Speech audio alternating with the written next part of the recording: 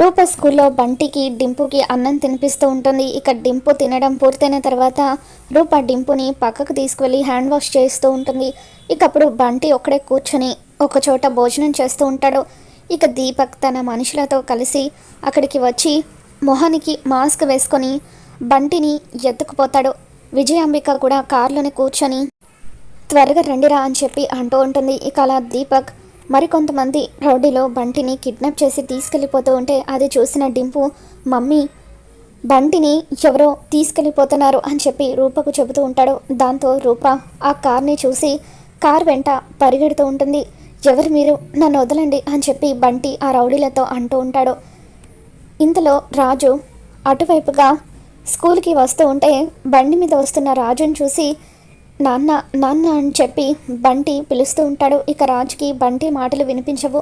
రూప చాలా దూరం అలా కార్ వెనకాల బంటిని కాపాడడం కోసం అని చెప్పి పరిగెడుతూ ఉంటుంది.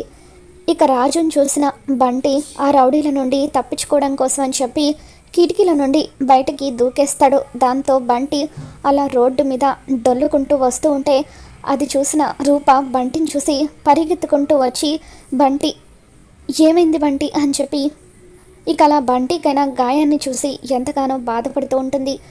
మరి రూప బంటిని ఏ విధంగా కాపాడుకుంటుందో మళ్ళీ మన ఛానల్లో తెలుసుకుందాం. మీకు కనుక ఈ వీడియో నచ్చినట్లయితే తప్పకుండా లైక్ చేయండి.